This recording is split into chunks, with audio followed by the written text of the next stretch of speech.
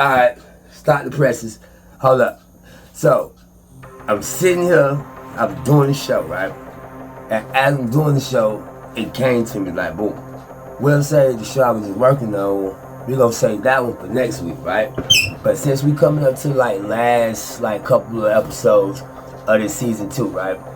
I'm gonna go ahead and throw out these other couple of topics that I really have been kind of you know what I mean, thinking on for some years, but never really brought them to light, you know what I'm saying? Because by the time we hit season 3, well, we hitting with the big boy punches. I'm talking about that shit gonna get real controversial for season 3. But right now, we gonna finish up season 2. We gonna do that shit with a lot of, everything so far has been somewhat geographical. I don't know if y'all paid attention to that, you know what I'm saying? We got I think maybe 3 or 4 episodes to close out, close out season 2.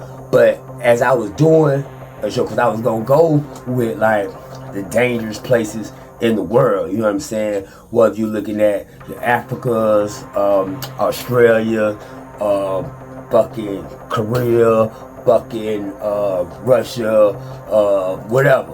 I was going in that direction, right?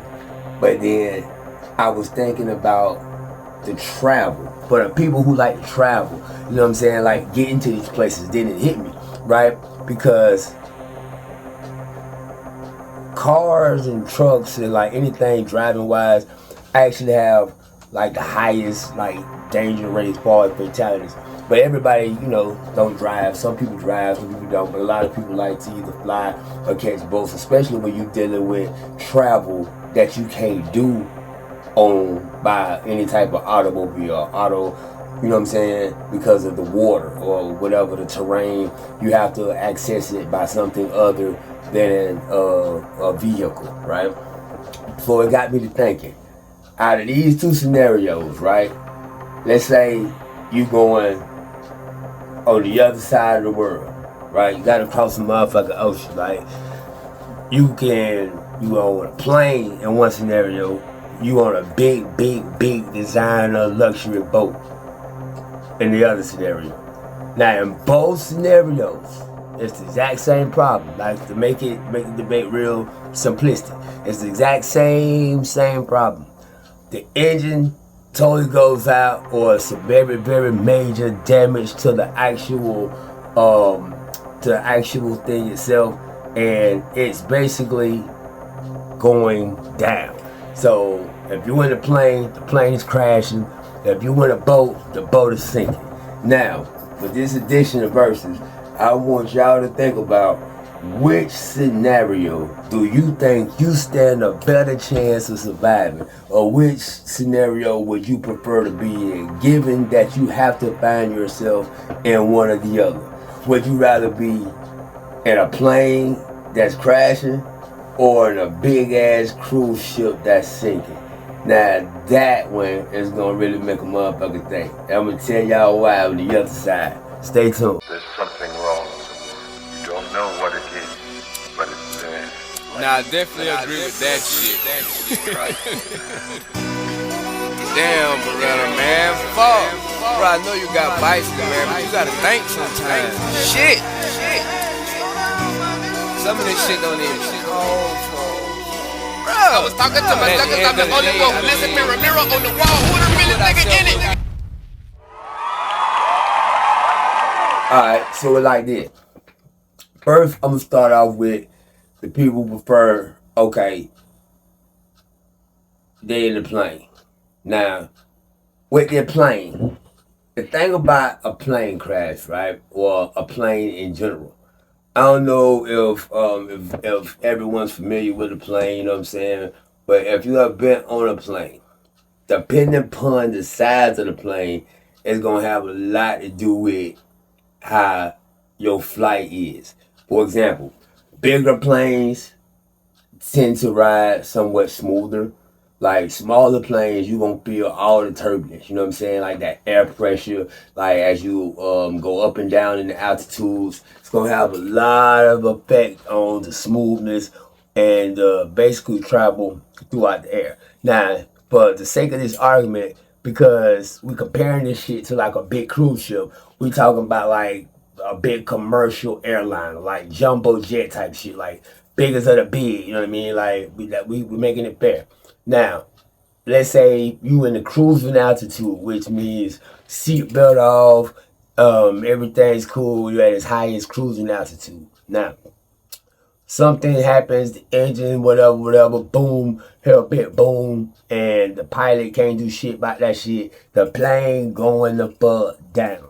Now, I don't know if y'all familiar with gravity, this, that, and the third, but in that plane, you will probably experience so much trauma based on the rapid descent of fucking altitude that your brain is gonna have a hard time trying to process a reasonable train of thought. You know what I mean? It's gonna be almost like you trying not to panic, but the situation is going to develop at such a rapid pace, and it's going to be hard for you to really get your mind wrapped around it, just because the air pressure has a lot of effect on your blood pressure, believe it or not. You know what I'm saying? And it's like that shit, that's why they give you those oxygen masks, you know what I mean? So hopefully, if you in that situation, you was paying attention to all the safety rules and all the guidelines of what to do in the case of emergency, and you put that, mask on, all this and that. Now, what's significant about a plane crash, we gotta discuss this elephant in the room. Now, outside of you being a pilot or have some type of flight experience, if the pilot seems to not be able to regain control of that plane and that shit like diving for the ground, your hands are really tied.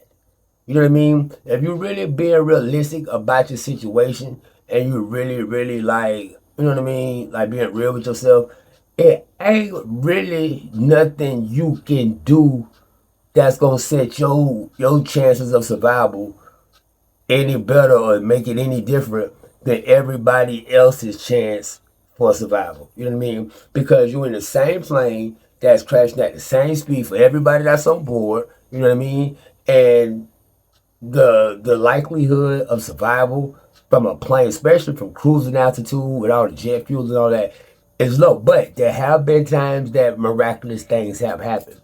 But key point is the time, the duration that it would take for you to go from everything's fine, everything's okay, I'm having a nice flight, to the time of realizing, damn, you might die, or there's a very good chance that you would die, it's gonna be not that long. You know what I mean? Because you're falling. I mean, you're falling in this big ass jumbo jet from thousands, like I think like 30 some thousand feet is a cruising altitude, and you're descending at a rate that's so fast that, for example, I give you an example.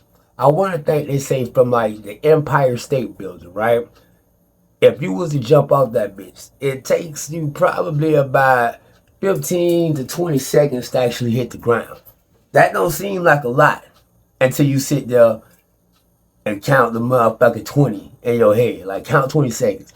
Now, for those whole 20 seconds, you thinking about the fact that you're going to hit the ground. You know what I mean? Now, what do you think that's going to do for your psychology for those 20 seconds? Believe it or not, as I was researching this, there was like most situations like that, you don't even make it to the ground because the stress and the amount of adrenaline and all that that's going through as you like falling gives most people like cardiac arrest. So you're gonna have a heart attack and damn near die before you hit the ground. Now multiply that, or apply that, I shouldn't say multiply, but apply that same scenario to a plane. The difference with the plane is not only do you have your situation in front of you, but you have everybody else that's a passenger in the same plane, complicated and also adding on to the dread and the fear and the worry. You know what I mean? So let's say, because obviously a plane flies higher than an Empire State Building. So let's say that 20 seconds, let's say that shit might get amped up to like we'll give it 10 minutes. Probably won't be that much. I think it takes less than 10 minutes for a plane to fall from out the sky. We'll say 10 minutes for the sake of argument. But at 10 minutes, as that shit falling down, you got John, Jack, Sally, Sue, all these other people that's on the plane. You don't necessarily know them, but you're going to have some people that's cool, that's trying to figure out how to get everybody calm. You're going to have some people that's freaking the fuck out, and they just like really going fucking nuts. But for you, no matter what side of that fence you fall on, whether you one of the cool ones, whether you one of the ones that go nuts, nothing that you do within that time frame is going to change the fact that that plane is crashing. Now, unless you like God or a mythical creature or something like that, you really are reserved to the fact of knowing that all you can do is hope you survive the impact of the crash, because you physically can't do anything. Now, the reason to me why that's significant is because mentally that would be torture. That's mentally torture to me for you to have a mindset that you didn't plan on going into, of that there are things happening as you speak that may cause your death, that you know is happening, that you're aware of, but you can't do anything to stop it. Like, there, you know what I mean? Like, to me, that's got to be a real, like, dawning feeling to know that in 10 minutes you're gonna die. Like, you know what I mean? Or you very, very could possibly die. And whether you jump out a window, whether you brace yourself, whether you crawl up in a ball, no matter what you do, your situation and your outcome are going to still have the same chances. Now, because on Versus we do both benefits and we do like the negative, the only real good caveat I would say to that is that it's 10 minutes. I know motherfuckers be looking at me like, what? Like, how is that a good thing? All right, because as I stated, like with the Empire State Building scenario, as you falling, by the time you hit the ground, a lot of people getting already cardiac arrest. It's gonna be like a sudden impact. Even if you don't cardiac arrest and you hit the ground, the chances of you like having a prolonged experience is gonna be real like narrow.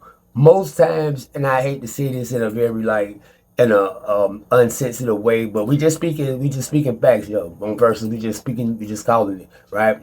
Most times than not, in those situations, a lot of them just die on impact. Meaning that from the time that the plane was falling to the time that it hits the ground, those 10 minutes, like, you only had to really mentally suffer for those 10 minutes. Or however long that it takes, you know, for the fuel to burn and blow up and all of that. So you don't have to be dwelling in it for the longest. Now, some people may even survive, but the point is your ordeal can be over within a couple minutes, 10 to 15 minutes. Now let's talk about if you on this motherfucking boat. I can hear a lot of motherfuckers now already coming at me like, well, damn, you feel me?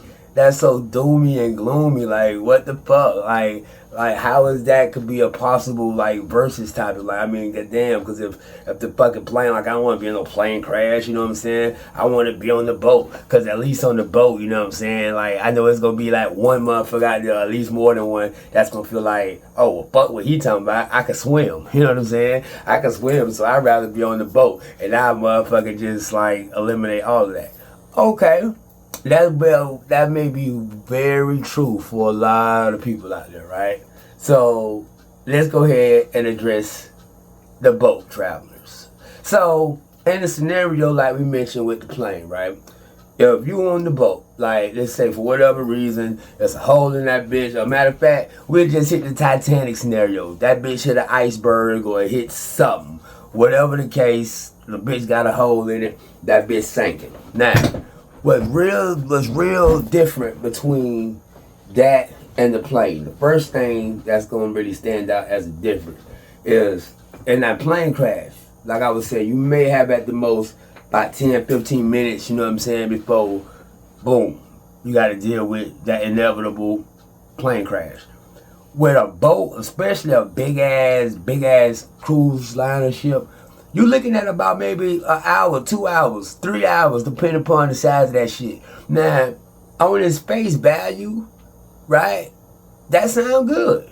That sound real good. You like, okay, shit, cool. You know what I mean? It's like, I got time, I can survive. But this is the part that people gotta understand, especially for you motherfuckers who talking about, oh, I ain't worried, I can swim, this, that, and the third. Listen, the world, the earth, the big fucking blue planet that we fucking live on, right? That shit is like 70% water. The majority of that water is the motherfucking ocean, right?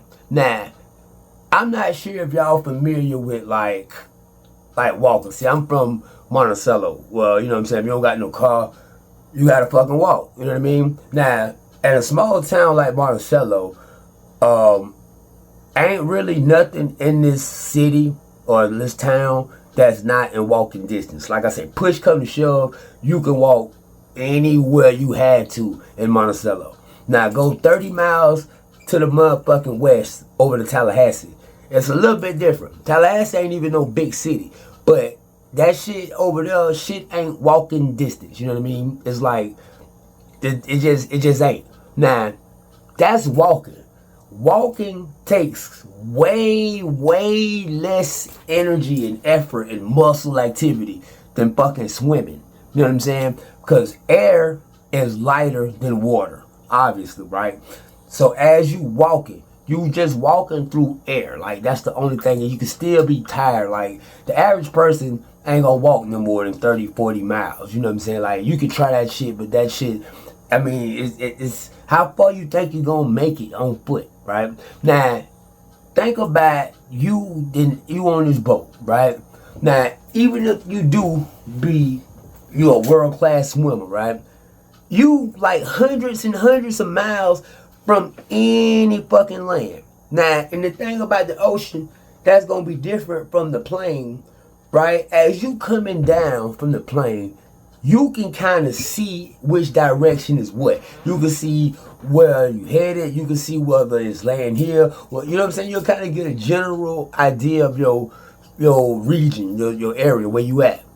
In the water, once you leave the shoreline and you can't see the coastline no more, all that shit look the same. All that shit look the same, bro. Ain't no trees, ain't no scenery, ain't no none of that shit, bro. It's just fucking water.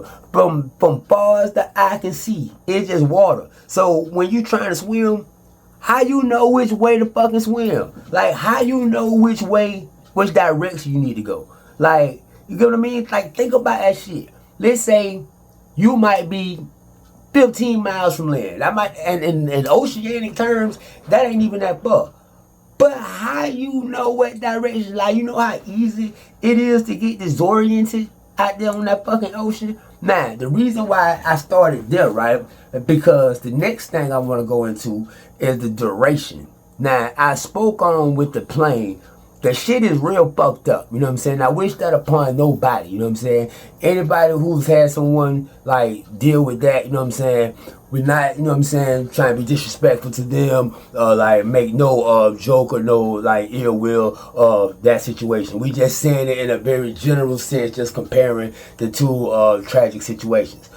And the plane crash, like I said, your time of suffering or your time of anxiety is gonna be a couple of minutes, you know what I'm saying? At the most 10 to 15 minutes. On a boat sinking, that shit can be 2 to 3 hours. Could you imagine 2 to 3 hours of not knowing whether you're gonna live or die? You in the middle of the motherfucking ocean. Let's say you don't got communications, you know what I'm saying? Let's say the Coast Guard and shit, they don't know where you at, you know what I mean? Like, whatever happened to your shit, knocked all the power out, you out there on your own, right? Now, because you stuck out there on the water, let's say you survived the actual sinking, right? You done find you a little piece of wreckage or something to climb on, right? That's where the dangerous part starts. Because when you stuck on the ocean, you stuck at sea, ain't no fucking shade, first of all. Ain't no shade. So you out that bitch dealing with sunburn, ultraviolet rays, things of that nature. Now, one thing that starts to get very, very obvious and very dangerous very fast is hydration. Hydration. And a lot of you, like, kind of remedial motherfuckers gonna be saying some stupid shit like, what? Nigga, I'm stuck in the ocean. Like, how is that, like, my problem? I just drink the fucking seawater. No, the fuck you won't. You know what I mean? Salt water, especially oceanic salt water, is gonna dehydrate you even faster. The salt in there is just gonna be absorbed, you know what I mean? And it's actually gonna be counterproductive. Just like alcohol. Fun fact, alcohol actually dehydrates you. Same thing with salt water, you know what I mean? So that's one thing. Second, or that's actually third thing, I'm going to say, third thing is the fuck you gonna eat. Like, you don't have to deal with none of this shit in the plane crash. Now, true enough, it's like you trade one disaster for the other one. Because in most cases in the plane crash, you probably already dead. Now, in a very significant boat sinking, I will give you this. Your chances of survival is higher. That's true. It is higher. But to me, I feel like the trade-off for that is the fact that if you don't survive, your duration of mental torture is going to be way more longer. You're going to suffer way longer on that ocean than you would in a plane crash. You know what I mean? Your chances of survival and the things that you would have to endure to survive. It's been people that been stranded at sea for weeks, for months. You know what I mean? And it's like, what's so crazy, believe it or not, you can go about maybe a month. I say probably 3 to 4 weeks, but they say you can go up to a month without eating. You won't last a fucking week without drinking no water. You know what I mean? That shit gonna start playing with your head. You're gonna start going mentally crazy. You're gonna be like, you know what I mean? And then on top of that, even if you do, let's say you do survive, against all odds, you survive. That shit gonna have so much traumatic effect on you going forward. It's gonna probably change you. It's probably gonna really like distort all of your going forward. Now, we ain't even through with all of the hazards of the water yet, because we just discussed first of all shade, basically shade and shelter, hydration, trying to make sure you get you some water. Now, how in the fuck you gonna eat? You know what I mean? Like, you stuck out here, let's say you done found something you floating on, right? Now, true enough, you can go without eating, right? But in a situation like that, the more energy that you exert trying to, like, whether you paddling or whether you swimming, it's gonna burn calories. Meaning that your body's gonna want to replace those calories. You know what I mean? So you're gonna be starving your ass off. Now your body will start eating itself, you know what I mean, if you can't feed yourself. But the hungrier you get, the lonelier you get, and the more time you spend isolated out there on that ocean, you start losing it. You know what I mean? Like, you start seeing shit, you start seeing mirages, you start doing a lot of weird, crazy shit. You know what I mean? So I ask y'all, good people out there today, based on those scenarios, you know what I mean? Like, which one would you prefer?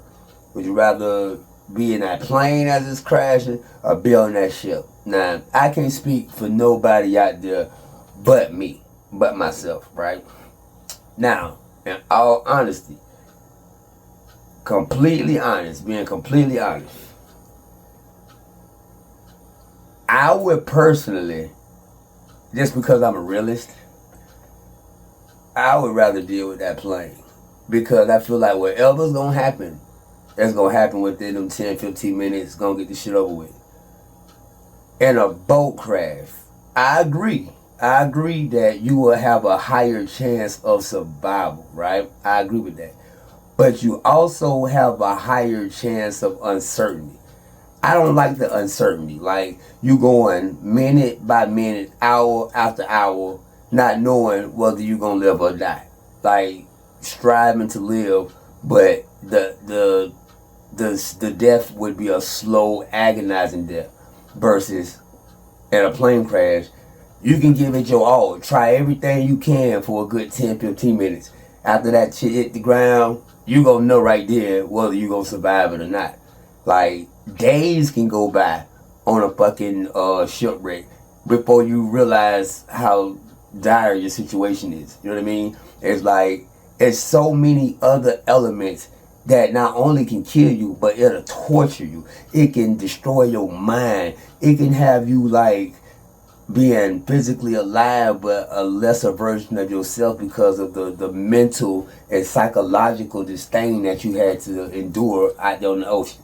So long story short, versus a plane crash versus a fucking boat sinking, 100K, speaking just for me, I'd rather be on that plane. You know what I'm saying? So we'll know right then and there. Now, I agree to people who pick the damn ship. Yeah, you got a better chance of motherfucking surviving, but you also have a higher chance of going mentally insane. You know what I mean? But that was one of the like previews. Like I said, we gonna push some buttons when I get to season 3. You know what I mean? So we gonna finish up this season 2. But like I'ma still finish the original one that I was doing when I had that, because that's one of them things that I had been thinking like for some years. Like me and a couple of my buddies, we had debated that. You know what I'm saying? Would you rather be in this situation, that situation, blah blah blah? And I was like, well, shit, let me throw that on my versus shit, right?